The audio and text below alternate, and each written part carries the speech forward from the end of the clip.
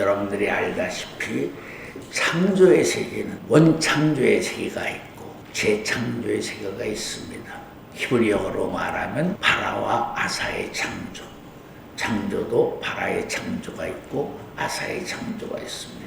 바라의 창조를 우리가 원창조라고 말합니다. 무에서유를 창조한 세계. 아사의 창조는 무에서유를 창조한 세계의 재료를 가지고 원료를 가지고 재창조한 세계를 말하죠.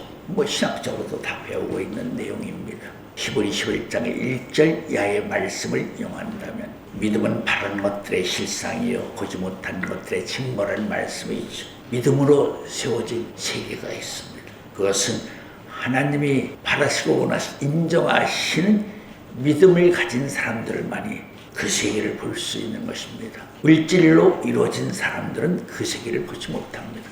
그 세계가 실존적인 영광의 세계죠. 재창조는 그 세계를 보고 만든 창조를 우리가 재창조라고 말하는 것입니다.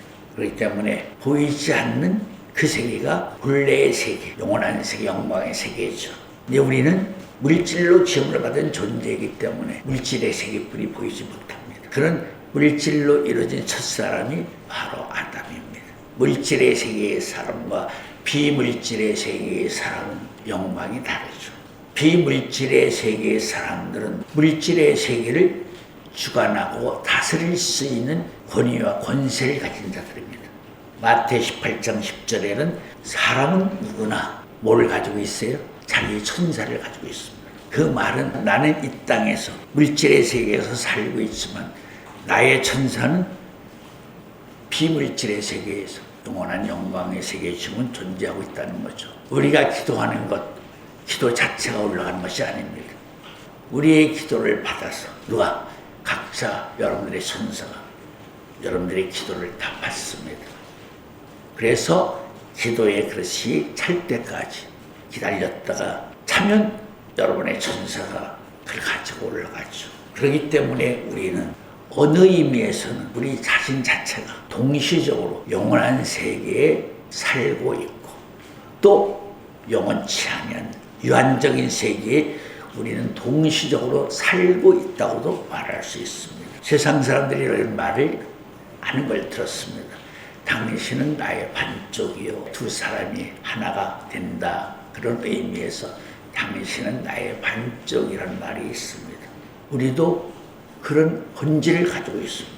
나의 천사는 영원한 세계에 살고 있고 그 천사의 주인인 나는 이 땅에서 물질의 세계에 살고 있습니다. 그것 때문에 창세기 2장 24절에서 하나님이 짝지어 주신 것을 어떻게 분리할 수 있느냐. 아담과 하와를 그런 원리적인 입장에서 남자의 갈비뼈로 여자를 만들었다 말하고 있는 것입니다. 근데 여기서 한 가지 특징은 여호와 하나님이 아담을 흙으로 만들었습니다.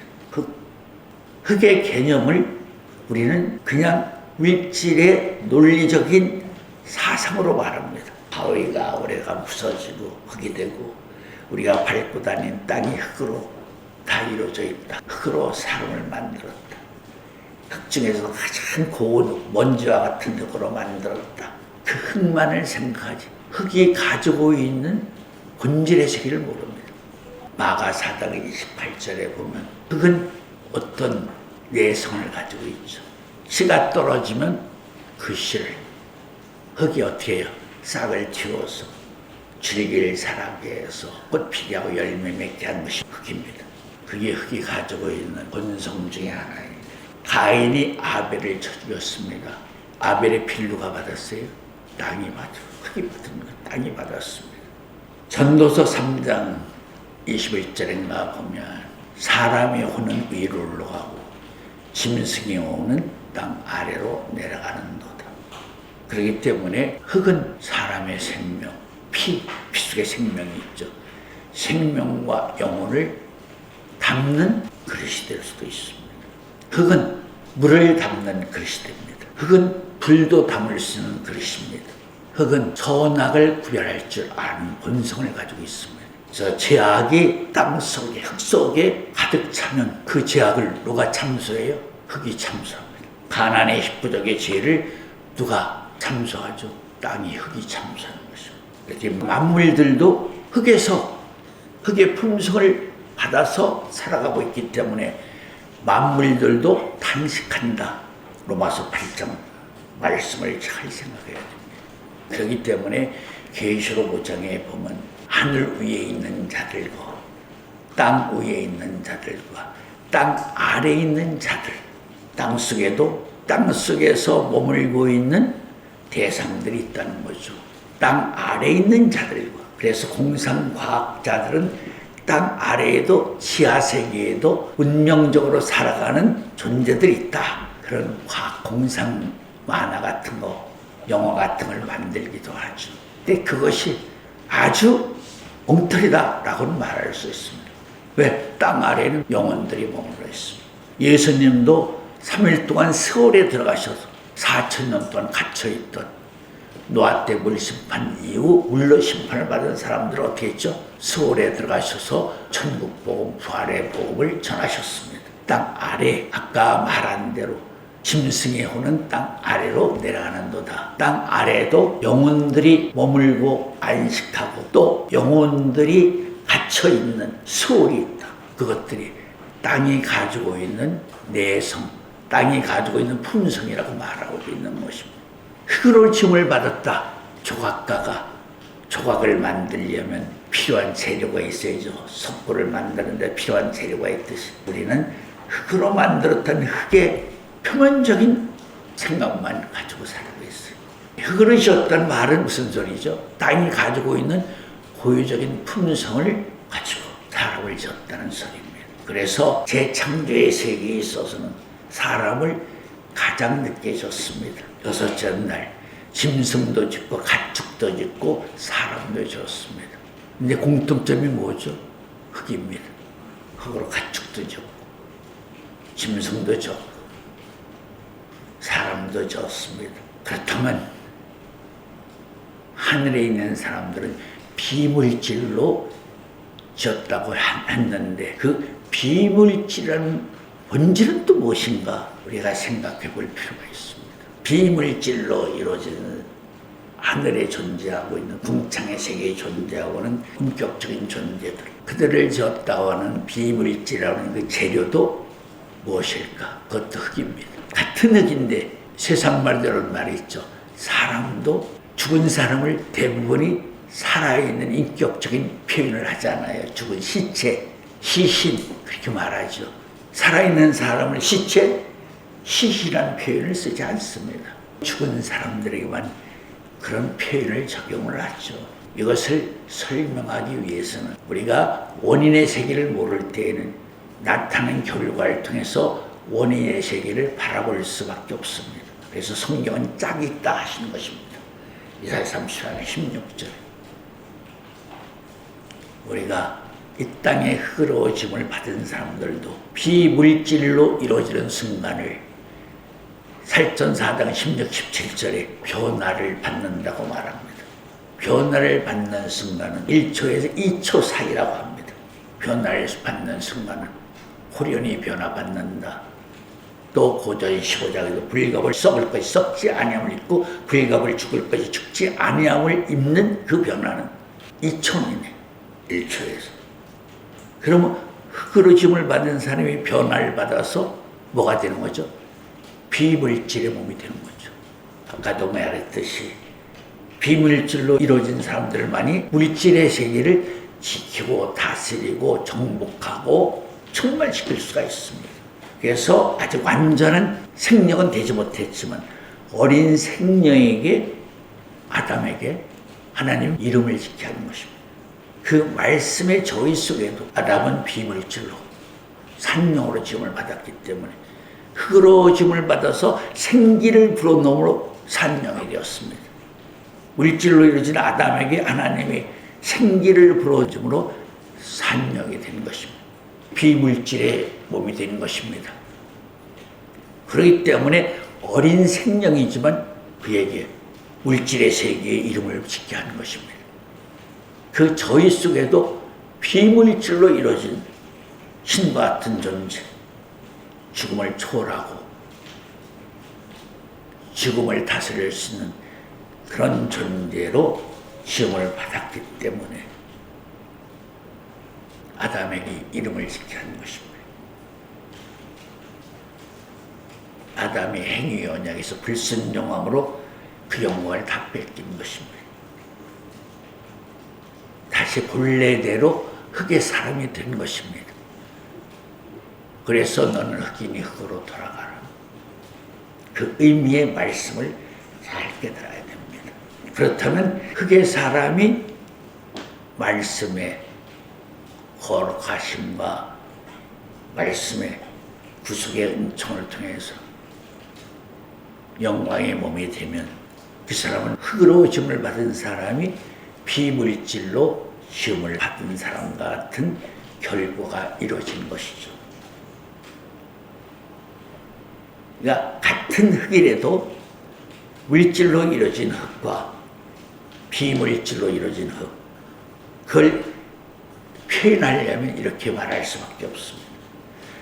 변화받은 흙, 부활된 흙.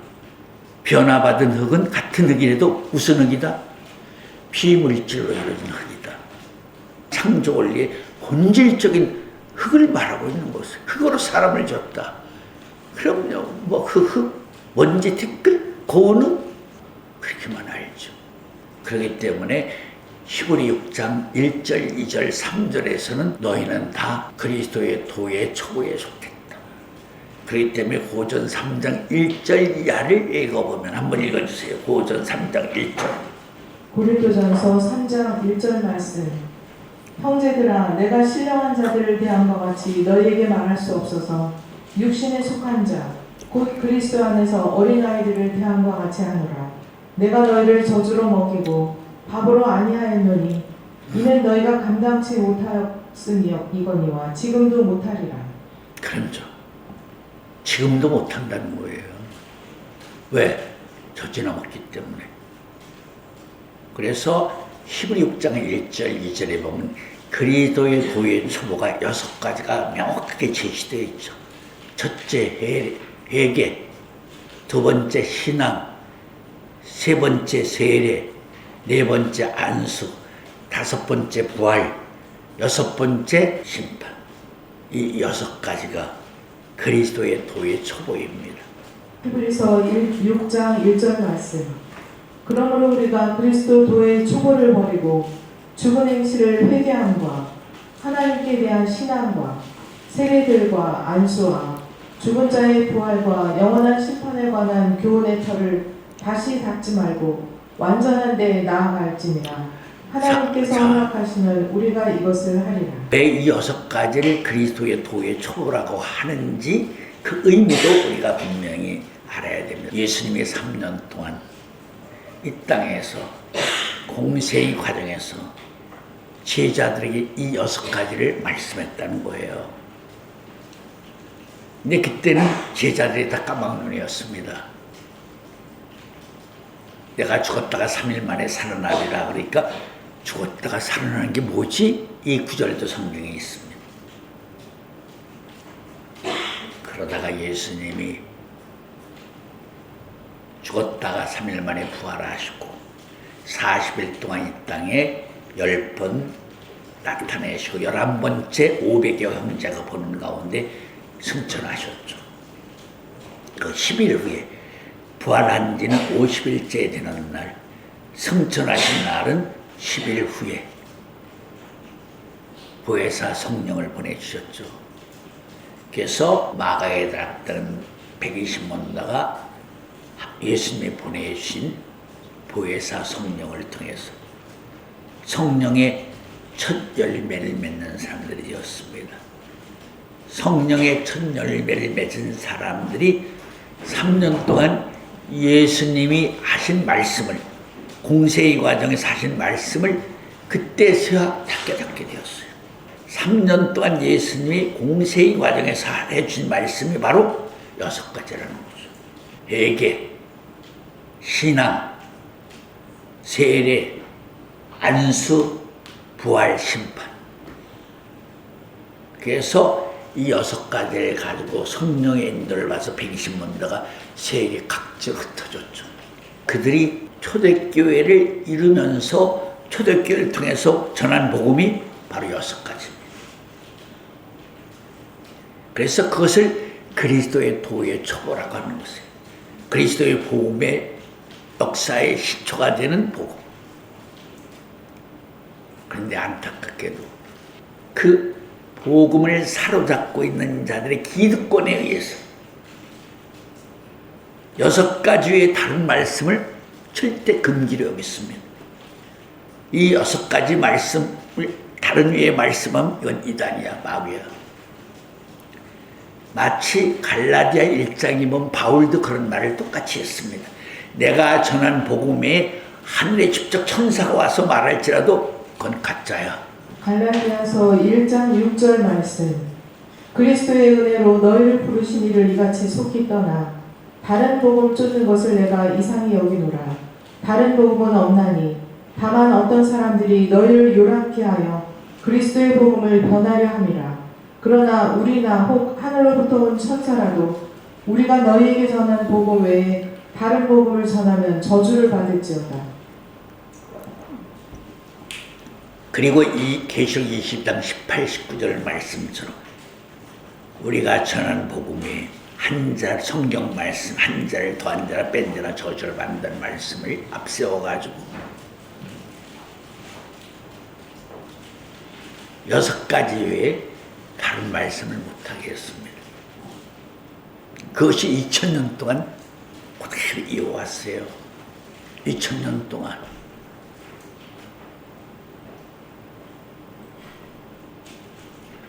그렇기 때문에 히브리 5장 11절에도 멜기세덱에 관해서는 너희가 때로 말하면 지금부터 선생이 되어서 멜기세덱을 가르쳐야 될 때인데도 불구하고 너희가 젖이나 먹고 단단한 식물을 먹지 못하기 때문에 너희가 알지 못한다. 멜기세덱은 어렵다. 거기에 대한 설명이 약간 붙어 있죠. 잘 깨달아야 됩니다. 이 말씀을 근거로 한마디 망치로 책상을 한번 쳐본다면 지금 목사님들은 다 그리스도의 초보 속에서 살아가면서 그리스도의 초보의 6가지 말씀이 영생의 말씀이고 완전한 아버지의 말씀일 줄 다 믿고 착각하고 그렇게 살아가고 있습니다.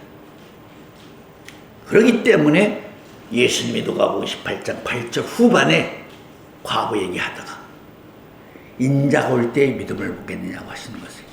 그럼 대한민국 목사님들에서 예수님이 그 말씀 앞에 예수님 저 믿음 있습니다.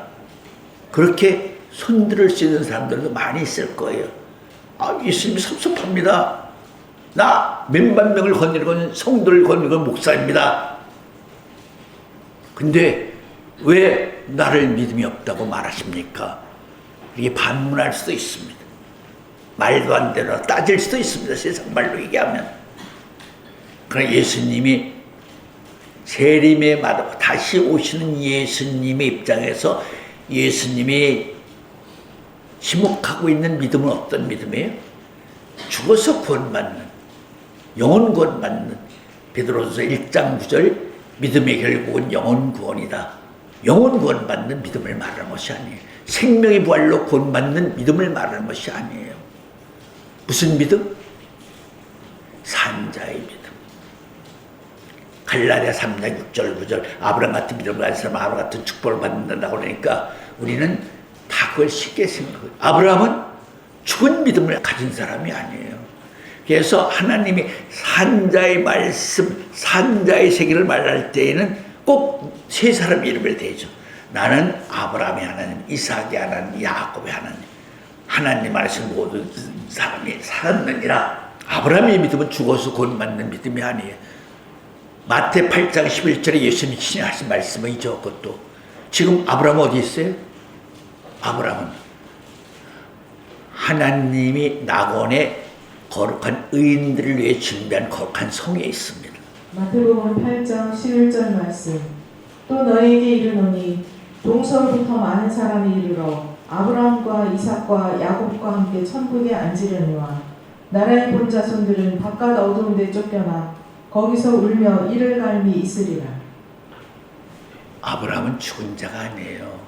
출애굽기 3장 누가복음 20장 37, 38절에서도 예수님이 사르게파 사람들이라는 말씀을 기억해요. 모세에게도 나는 처음에 스스로 계신 자, 복수가 무슨 소리인지 모르거든. 그러니까 나는 너희 주 아브라함의 하나님, 이삭의 하나님, 야곱의 하나님 여호와라고 하라. 그래서 호시아 11장 여호와는 하나님의 기념칭호다. 말씀이 있죠. 아브라함의 믿음은 죽은 자의 믿음이 아니에요, 여러분들. 근데 대한민국 목사님들이 자기들이 가지고 있는 믿음이 아브라함 같은 믿음이라고 다 믿고 살아요. 착각은 자유라고 자기들 멋대로 믿고 있죠. 그렇기 때문에 예수님이 그런 말씀을 인자가 올 때 믿음을 보게 해요. 거기서 말한 믿음은 아브라함이 가지고 있는 산자의 믿음이에요. 아브라함은 누구에게 축복을 받았어요? 멜기세덱. 히브리 7장 1절, 2절, 3절을 보면 멜기세덱의 정의가 나오죠. 멜기세덱은 어떤 사람이에요? 아비도 없고 어미도 없고 족보도 없고 시작한 날 끝도 없는 하나님 아들과 방불한 제사. 그는 의의 왕, 살렘 왕, 평강의 왕. 그에게 축복을 받았어요. 318명을 데리고 5개국 나라를 격파한 4개국 군대를 지금 싸우러 가죠. 빼앗긴 로세 가족을 찾으러. 말이 됩니까? 교란으로 바위치기지. 그에게 318명 가병을 데리고 롯을 찾으러 가게 한 믿음의 용기를 준 사람이 누구예요? 멜기세덱이 멜기세덱.